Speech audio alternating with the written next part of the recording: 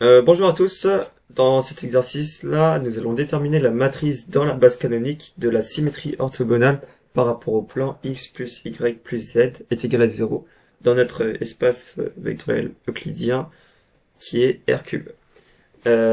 Pour ça, il faut d'abord savoir des petits trucs, que la symétrie par rapport à f, la symétrie orthogonale par rapport à f, c'est égal à 2 fois la projection orthogonale par rapport à f moins l'identité. Ça, c'est cette formule-là, vous pouvez la retrouver très facilement en connaissant la formule d'une symétrie et d'une projection. Parce qu'on sait que la projection la projection orthogonale de f de u, ça va être un élément dans une base orthogonale de f, et que la symétrie de u, la symétrie orthogonale de u par rapport à f, ça va être un élément dans la base de f moins un élément dans la base de l'orthogonale de f. Avec ici, on a e qui est égal à f supplémentaire à f orthogonale. Donc ça c'est très important à savoir, mais aussi quelque chose d'important à savoir, c'est que on retrouve de même par des formules élémentaires que la projection de u dans la base orthogonale la projection orthogonale de u dans f, par rapport à f, plus la projection orthogonale à l'orthogonale de f, ça va être égal à u. Ça, c'est des formules qu'on retrouve évidemment très facilement, sachant que u est égal à uf plus uf orthogonal. Bien sûr, quand je marque us, c'est-à-dire que u, il va dépendre que des vecteurs qui sont dans la base de f, dans une base de f. F étant bien sûr un sous-espace vectoriel de E. Alors, ces formules-là sont très importantes parce qu'elles vont permettre de faciliter nos calculs. Et en fait, en sachant la première formule, eh bien, on voit que pour obtenir une symétrie orthogonale, on va pouvoir calculer la projection orthogonale. Et ça va être vachement utile parce que on connaît la formule de la projection orthogonale qui est la projection orthogonale de U par rapport à F est égale à la somme des x scalaire EI avec le vecteur EI. Enfin, fois le vecteur EI. Avec I qui est égal à 1 qui va jusqu'au nombre de vecteurs de la base de F. Alors, par exemple, si F est notre plan, on sait tous qu'un plan est de dimension 2, donc le plan est engendré par deux vecteurs, donc ici ça va être jusqu'à 2.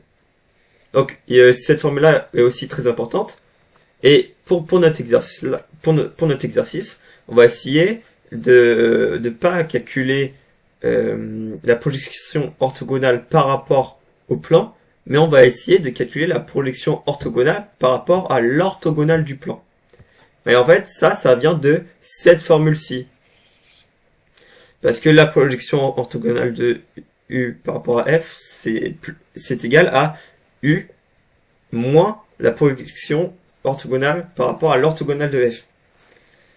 Et sauf que la projection de l'orthogonale de F, en fait, ça va être égal à un seul terme. Parce que l'orthogonale de f, là nous sommes dans R3, donc si on marque que f c'est le sous-espace vectoriel associé à ce plan-là, eh bien évidemment f est de dimension 2, donc l'orthogonale de f va être de dimension 1, parce que nous sommes dans R3. Alors l'orthogonale de ce plan-là, ça va être une droite, et ainsi, puisqu'on sait qu'une droite est engendrée par un seul vecteur, alors la projection orthogonale de U va être seulement, là c'est U, autant pour moi, ça va être seulement U vectoriel U, pardon, produit scalaire à un vecteur orthogonal au plan, fois le vecteur orthogonal au plan. Et bien sûr, dans ces formules-là, les EI sont dans une base orthonormale, et ce vecteur-là est normé. Donc, on va essayer de chercher un vecteur dans l'orthogonale de ce plan. On voit très bien que le vecteur 1, 1, 1 fonctionne. Mais sauf que nous puisque dans cette formule-là, bah, il faut des vecteurs normés, bah, on va normer le vecteur 1, 1, 1. Et bien sûr, on va obtenir, on va marquer V, qui est égal à 1 sur racine de 3, 1, 1, 1, en le normant. En sachant ça, on peut déterminer la projection dans l'orthogonale, la projection orthogonale dans l'orthogonale du plan. Donc c'est la projection orthogonale par rapport à une droite, la droite engendrée par ce vecteur-là. Et donc ça va être égal à, enfin si on marque U qui est égal à X, Y, Z, on va avoir que la projection de U dans la base de l'orthogonale du plan, ça va être égal à X, Y, Z, scalaire à, enfin, produit scalaire à racine de 3, 1, 1, 1, selon le vecteur 1 sur racine de 3, 1, 1, 1. Et ça, bah, nous savons faire ce calcul-là. Ça va être égal à X plus Y plus Z sur 3 selon le vecteur 1, 1, 1. Et ainsi, ça, c'est égal à la projection orthogonale par rapport à l'orthogonale de notre plan. Et maintenant, on va essayer de déterminer la projection orthogonale à notre plan. Et pour ça, on va utiliser cette formule-ci. Et donc, on va voir que la projection orthogonale à notre plan, enfin bien sûr, à chaque fois que je mets F, c'est pour indiquer mon plan. Donc la projection de U, ça va être égal à U au vecteur U moins la projection orthogonale par rapport à l'orthogonale de notre plan de U. Et donc ça va être égal à X, Y, Z moins ce qu'on a calculé ici. Donc c'est moins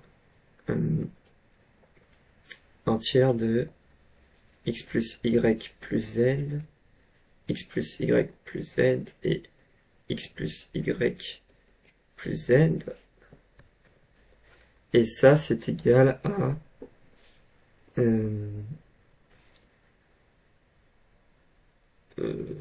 ça va être 2 tiers de X moins 1 tiers de Y moins 1 tiers de Z moins 1 tiers de X moins 1 tiers de X moins 1 tiers de Y, ici moins 1 tiers de Z, et là 2 tiers de X, et là 2 tiers de Z. Alors bien sûr, ça reste une matrice, ça reste une matrice, une matrice colonne, avec trois coordonnées. Et là, je peux, je peux donner la projection, enfin la matrice de cette projection. Donc ça va être là. Je vais faire la matrice de la projection. La matrice de la projection orthogonale à mon plan. Orthogonale par rapport à mon plan. Par rapport à mon plan P, qui je vous rappelle est est x plus y plus z est égal à 0. Et ensuite, pour déterminer cette projection-là, enfin bien sûr, je vais donner la matrice dans la base canonique. Et pour déterminer cette base canonique-là, eh bien, je vais devoir calculer P,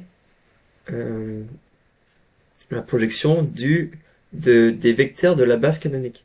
Donc les vecteurs de la base canonique en dimension 3, on va avoir E1 qui est égal à 1, 0, 0, E2 qui est égal à 0, 1, 0 et E3 qui est égal à 0, 0, 1.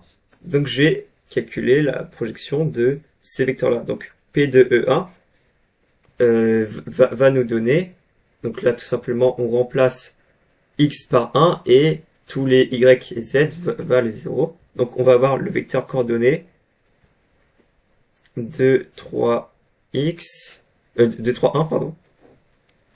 2, 3, 1, enfin 2 sur 3, ensuite moins 1 tiers et moins 1 tiers. La projection de E2, ça va être moins 1 tiers, moins 1 tiers ici, et là 2 tiers. Et la projection de 3, ça va être moins 1 tiers, et ici 2 tiers. Et donc, dans notre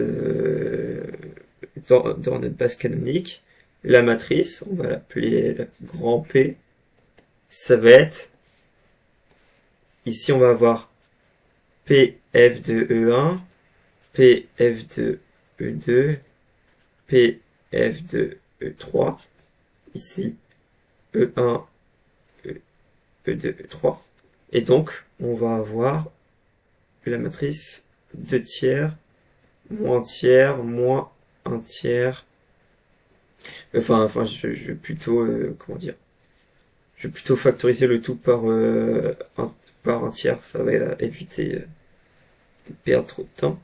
Donc 1 tiers, ici 2 moins 1, moins 1,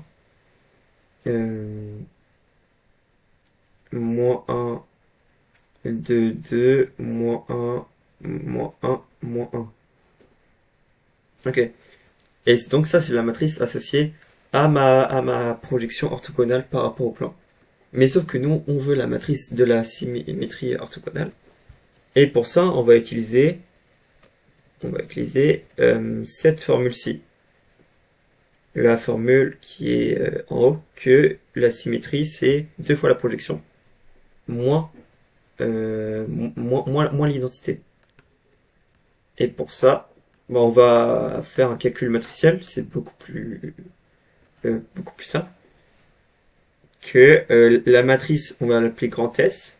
Donc S, ça va être 2P moins I, moins l'identité. Et ainsi, ça vaut 1 tiers de 4 moins 2, moins 2, moins 2, 4, 4, moins 2, moins 2, moins 2, moins 1 tiers de 3, 3, 3.